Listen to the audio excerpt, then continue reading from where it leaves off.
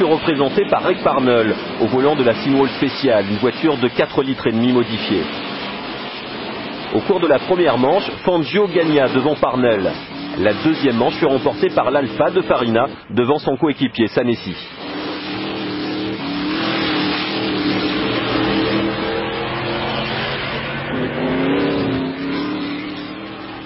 Pour la finale, une bataille entre Farina, Fangio et Parnell était attendue. Au moment où les voitures s'engagèrent, il se mit soudain à pleuvoir, comme cela se produit fréquemment à Silverstone.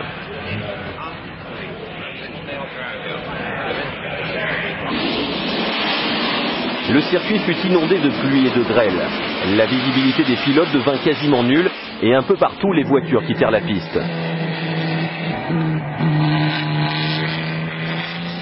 Bonetto, au volant de son Alfa, prit le meilleur départ mais fut dépassé par Parnell et par la Talbot de Duncan Hamilton. Fangio remonta à la 3e place, mais après 5 tours, la course fut arrêtée et Reg Parnell fut déclaré vainqueur.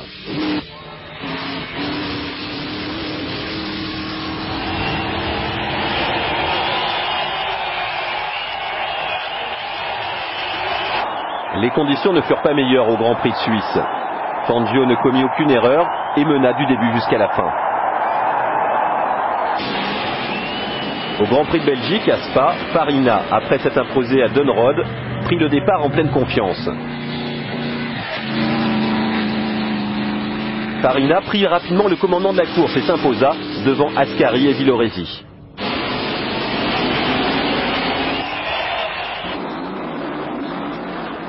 La 4e manche du championnat du monde eut lieu à Reims avec un duel entre Alfa Romeo et Ferrari. Fangio et Ascari furent à la lutte dans les premiers tours, mais tous deux eurent des ennuis mécaniques. Alors Fangio prit la voiture de Fagioli et Ascari celle de Gonzalez. Farina, lui, fut contraint à l'abandon.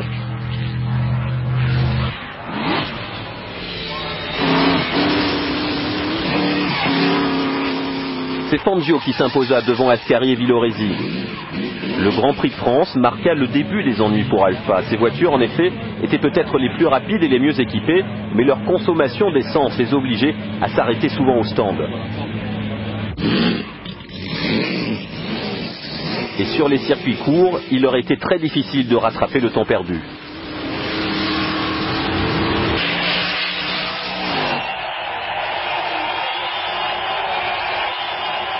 La démonstration fut faite au Grand Prix de Grande-Bretagne en 1951. Les spectateurs à Silverstone voulurent voir si les Ferrari pouvaient battre les Alfa Romeo. BRM de son côté choisit cette course pour faire une de ses rares apparitions. Au cours des essais, Gonzalez fit sensation avec sa Ferrari, ce qui lui valut la une des journaux puisqu'il boucla un tour à 161 km/h de moyenne. Pendant la course, Gonzalez prit tous les risques pour devancer Fangio de 5 secondes. Mais le pilote argentin parvint à rattraper son retard sur Gonzalez. Et il le dépassa pour prendre la tête de la course. Les BRM, avec Reg Parnell et Peter Walker, effectuèrent une course correcte, mais les pilotes eurent les pieds littéralement brûlés par la chaleur de leur moteur 16 cylindres. Gonzalez reprit la première place à Fangio qui dut rentrer au stand.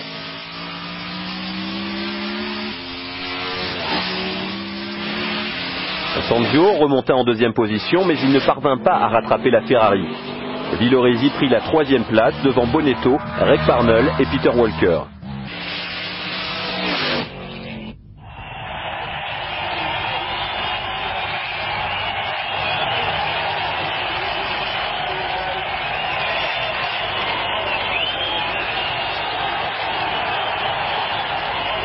« 15 jours plus tard se déroula le Grand Prix d'Allemagne sur le circuit du Nürburgring. Ascari fut le plus rapide aux essais devant Gonzalez et Fangio.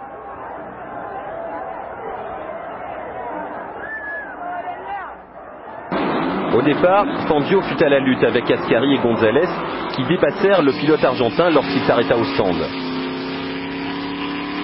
Fangio parvint à reprendre la tête avant d'être contraint à un 2e arrêt. Lorsqu'il revint en course, il eut des problèmes de boîte de vitesse et ne put rattraper Ascari, se contentant de la 2e place devant Gonzalez.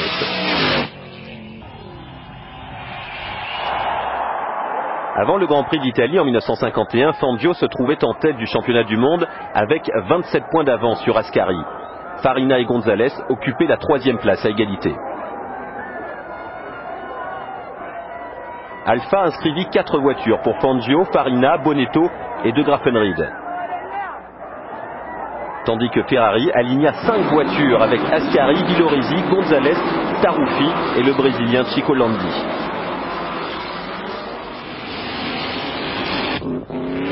Fangio et Farina furent les plus rapides aux essais. Fangio fut en tête lors de la course jusqu'à ce qu'il perde une bande de roulement et il a dû s'arrêter, ce qui permit à Ascari de prendre le commandement. Ce dernier mena la course de bout en bout. Farina reprit la voiture de Bonetto alors que Fangio abandonna.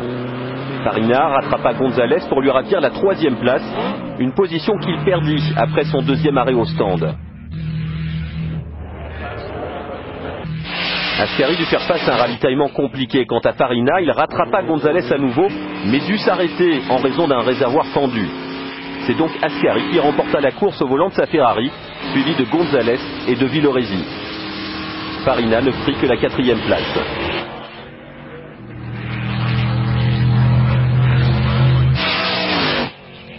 Le championnat du monde allait donc se jouer au dernier Grand Prix en Espagne sur 375 km.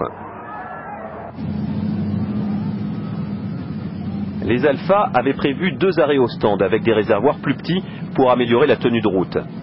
Ferrari décida de changer de pneus plus larges, un choix qui allait s'avérer mauvais.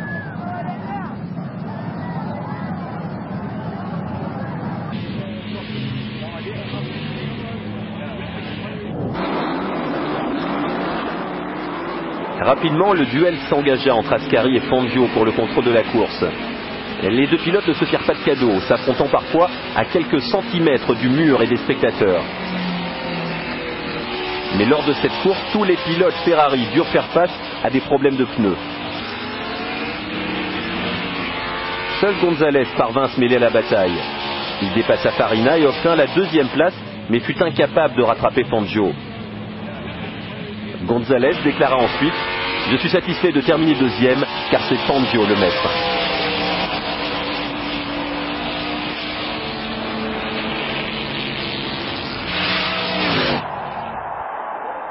Fangio remporta donc son premier titre de champion du monde des pilotes devant Ascari et Gonzalez, une performance qu'il fallut ensuite confirmer. Durant l'hiver 1951-1952, beaucoup de questions se posaient sur l'avenir de la Formule 1. Alfa Romeo continuerait-elle? Mercedes reviendrait-elle à la course avec sa voiture d'avant-guerre? Les BRM seraient-elles fiables?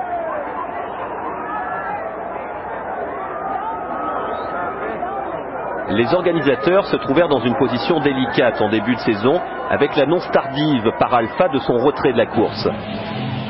L'écurie était parvenue à accomplir de beaux exploits et savait qu'il serait très difficile désormais d'améliorer ses voitures pour pouvoir défier Ferrari. Donc, les uns après les autres, les organisateurs se rallièrent à la Formule 2.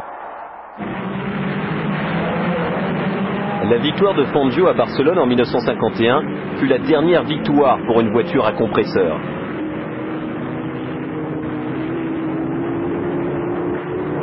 Depuis ses débuts en 1938 jusqu'à sa dernière course en 1951, l'Alfetta fut l'une des voitures de course les plus réussies.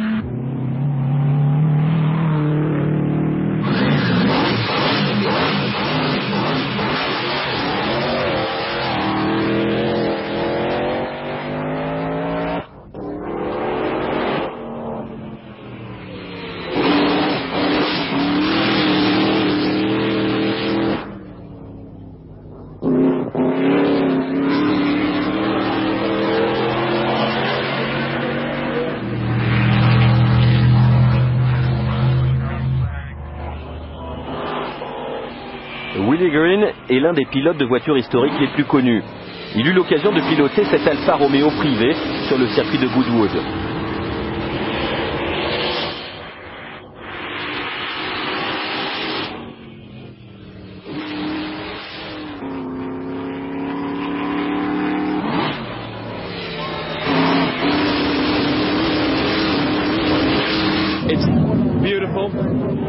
Elle a un son magnifique. Et à bord, c'est encore mieux. Vous pouvez faire n'importe quoi avec cette voiture. Vous pouvez vraiment tirer dessus. Le volant est presque superflu, elle est parfaite. Je l'adore. C'est ma voiture préférée.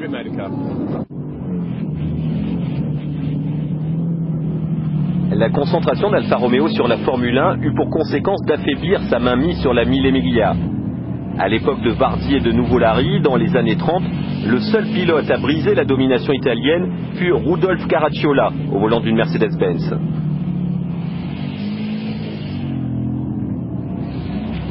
Les constructeurs britanniques, Jaguar et Holley avec Aston Martin, défièrent le nouveau roi de la Mille Miglia, Ferrari.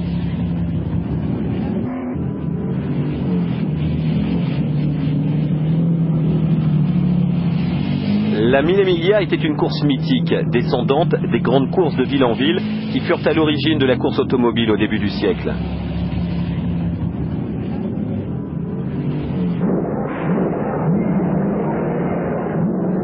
Des rumeurs commençaient à courir en Italie concernant une nouvelle Alfa Romeo en cours de développement et destinée à la course des voitures de sport.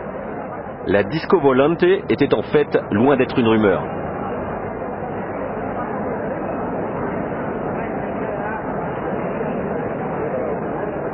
Créée en 1927, la Mille Miglia fut imaginée par 4 passionnés, le comte Emo Maggi, Franco Mazzotti, Giovanni Canestrini et Renzo Castagneto.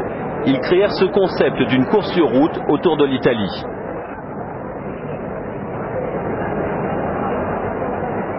Alors que Renzo Castagneto fut le principal organisateur de la Mille Miglia, Emo Maggi en fut le mécène et le promoteur.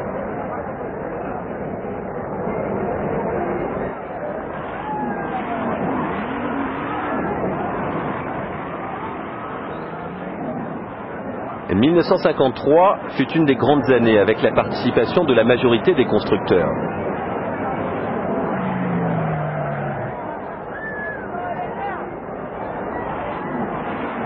La course subit peu de changements au fil des années, demeurant essentiellement une grande boucle. Depuis Brescia au nord jusqu'à Rome au sud, aller-retour, la distance à parcourir était de 1000 miles, soit 1609 km. L'équipe Aston Martin était installée à Casamaggi. En 1952, 3 DB3 furent inscrites, avec comme pilotes Eric Parnell, George Abekassi et Peter Collins. Un mélange de jeunesse et d'expérience. Alfa Romeo inscrivit ses Disco Volante coupés pour Fangio, Kling et Sanesi. Équipés de leurs moteurs puissants de 3 litres 6 à 6 cylindres et de leur suspension indépendante, elles firent partie des favorites. Lancia aligna 4 de ces nouveaux coupés de 3000 cm3 et pilotés par Taruffi, Biondetti, Bonetto et Maglioli. Ces coupés avaient des moteurs V6 à double abracam en tête de 200 chevaux. Ferrari put constituer une équipe impressionnante avec Farina, Villoresi, les frères Marzotto, Castellotti, l'américain Tom Cole et le britannique Mike Hawthorne. En tout, 26 Ferrari furent inscrites. Les voitures d'usine utilisèrent soit les moteurs V12 de 4 litres 1 ou ceux de 3 litres.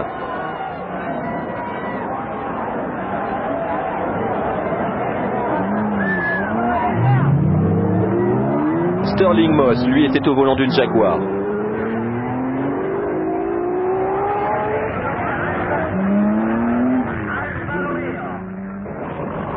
La Mille Miglia de 1953 promettait beaucoup.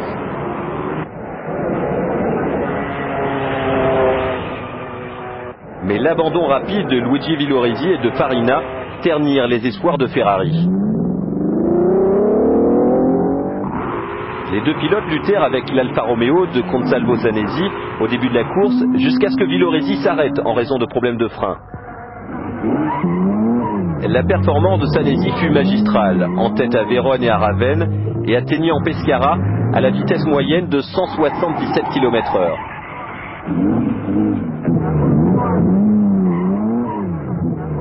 Malheureusement pour lui, il dut abandonner peu de temps après. Farina mena ensuite pendant une courte période avant de quitter la route à l'Aquila. ce qui laissa Kling en tête à Rome devant Fangio et Giannino Marzotto.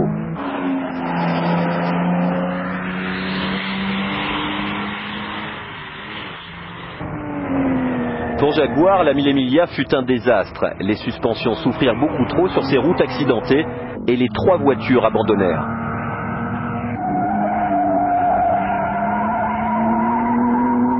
Quant à Aston Martin, l'écurie démarra plutôt bien. Collins, 12e à Pescara, avait gagné 4 places en arrivant à la capitale italienne.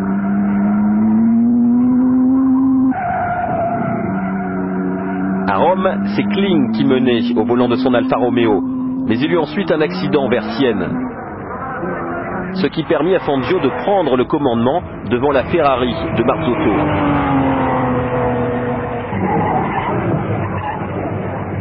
Mais lors de la traversée des Apennins, la direction de la voiture de Fangio commença à connaître des problèmes. Elle ne fonctionnait plus que sur une seule roue.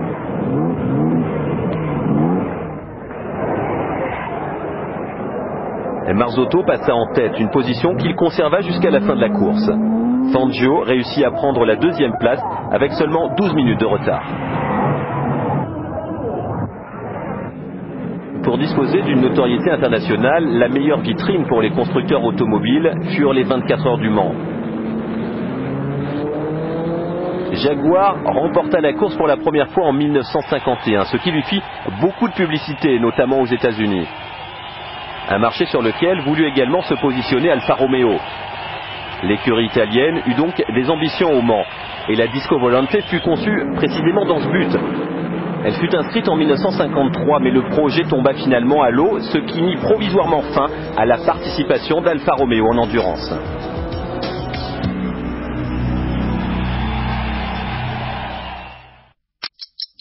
Sport mécanique continue avec les pneumatiques Dunlop. Ils sont passés par les chemins de la gloire et puis ont marqué votre vie. Il a fallu qu'il s'arrête de courir pour qu'on se rencontre que c'est un type exceptionnel.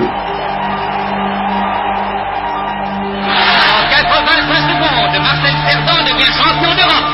Il avait besoin de croire que le crachat de ses enfants lui apportait le plus ou que sa maman le protégeait. C'est beau. Eh bien, je veux pas trop m'attarder parce que je vais me mettre à pleurer autrement. Il enfilait des buts comme on enfile des peurs. Il s'est défoncé. C'était un match de rugby, pour lui c'était un match de rugby. Oh, Rive, pauvre Rive. Il y a des gens comme ça qu'on peut appeler des visionnaires. Son grand plaisir, c'est d'être au milieu de tout le monde et de sentir qu'il apporte du plaisir à tout le monde. Pour mieux garder l'empreinte des champions.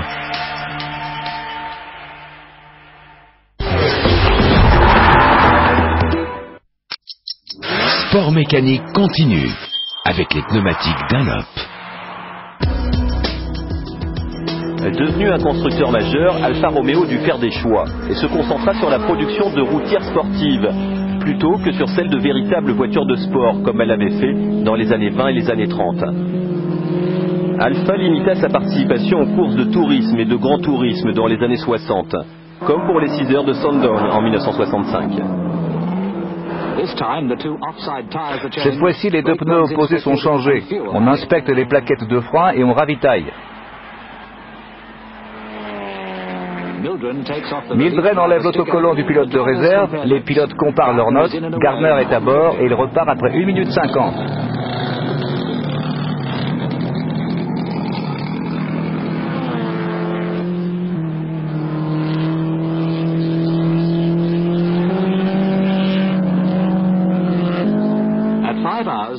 Après 5 heures, la TI est première avec 6 tours d'avance et la 31 a 1 tour d'avance sur la Lotus Moffat et Palmer.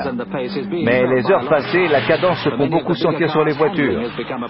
Les freins des voitures plus lourdes sont usés jusqu'au métal, leur maniabilité est difficile et elles virent large.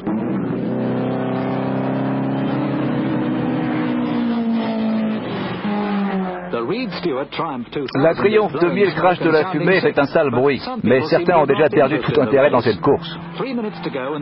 Il reste 3 minutes et la TI semble en retard. Glenn Abbey regarde vers l'amont de la ligne droite et Mildred, soulagé, donne le dernier signal des stands. Mildred vérifie avec les chronométreurs pour en être certain, mais il est 17h et le drapeau à damier est sorti, attendant Gardner et la TI. Frank Gardner franchit la ligne après 6 heures, 1 minute et 2 secondes, 745 km après le départ. Il n'y a plus de stress dans le stand Mildred. Gardner et Bartlett ont fait une moyenne de 124 km/h durant les 6 heures.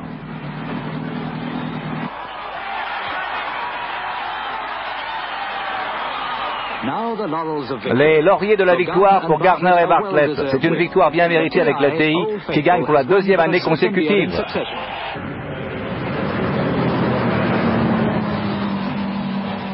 La GTV de 2 litres fit bonne impression lors des premières manches du championnat d'Europe des voitures de tourisme. Et cela encouragea Alfa à revenir à la course des voitures de sport.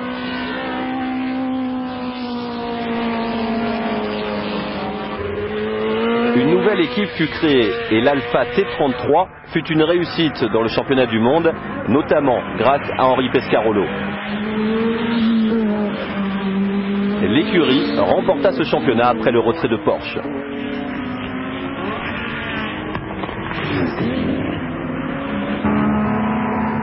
La Formule 1 avait beaucoup changé depuis 1951 et Alfa décida qu'elle devait à nouveau y participer. Elle commença par fournir un moteur à marche et un accord fut conclu pour remplacer le moteur Cosworth des Brabham de Bernie Ecclestone. Ecclestone avait racheté l'entreprise à Ron Tornac et chercha à avoir la première option sur un moteur d'usine. Bien que la BT46 fût rapide, elle souffrit d'un manque de fiabilité. Les pilotes, John Watson et Hans Stuck, purent montrer leur qualité et Watson fut tout près de gagner le Grand Prix de Grande-Bretagne en 1976. Mais la victoire revint finalement à James Hunt.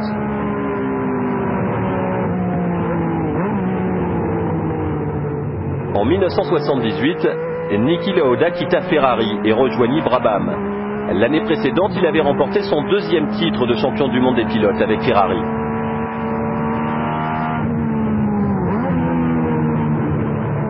Le concepteur chez Brabham était un jeune Sud-Africain, Gordon Murray. Il étudiait le développement des voitures à effet de sol. Colin Chapman avait conçu la première voiture à effet de sol avec Peter Wright. Mais aux États-Unis, il y avait une alternative développée par Jim Hall en 1970, la Chaparral. Celle-ci avait besoin d'un 2e moteur pour fournir l'effet de sol par aspiration à l'arrière de la voiture. Elle fut étudiée attentivement par Gordon Murray qui conçut une voiture de Formule 1 utilisant les mêmes principes. Le manque de temps constitua un problème, mais l'équipe fut surtout marquée par la mort du pilote Carlos Pace, tué dans un accident d'avion. Dans ce contexte, l'arrivée de Niki Lauda fut accueillie comme un soulagement. La voiture fit ses débuts en Suède, à Anderstorp. La BT46B fut rapidement au point, dominatrice lors des essais et pendant la course.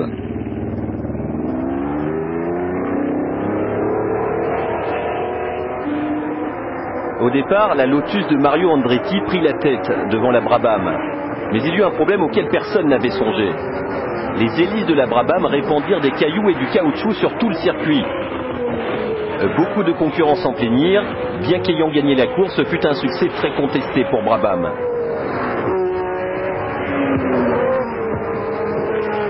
Après l'arrivée, des plaintes furent déposées auprès des organisateurs et la voiture Brabham à hélice fut consignée au garage.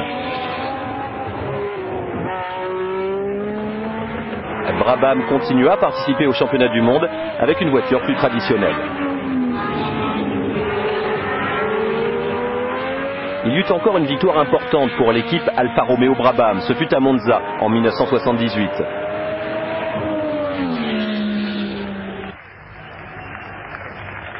Mais ce fut une victoire au goût amer. Le Suédois Ronnie Peterson mourut dans cet accident au départ.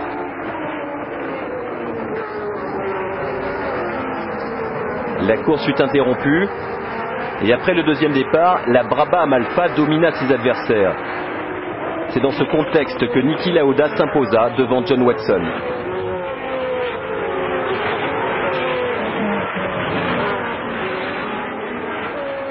Il y eut une ultime victoire pour l'équipe Brabham Alfa Romeo, à Imola.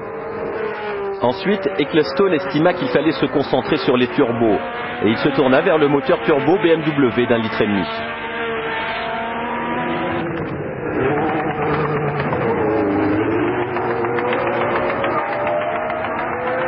Pendant ce temps, Alfa Romeo décida de continuer en solo avec sa propre voiture Grand Prix. Celle-ci ne s'avéra pas aussi réussie qu'Alfa Romeo l'eût espéré, et elle ne fut jamais en mesure de gagner une course. Alfa se retira de la compétition à la fin de l'année 1985, mais ses liens avec la course automobile n'ont jamais vraiment été cassés.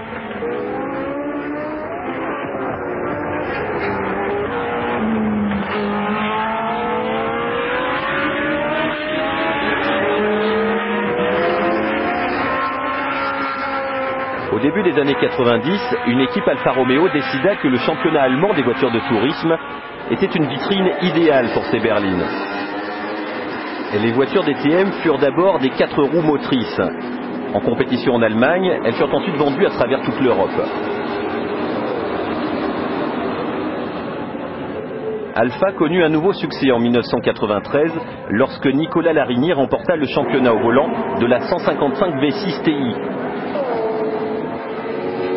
Depuis ce jour, Alfa Romeo participe notamment au championnat d'Europe des voitures de tourisme.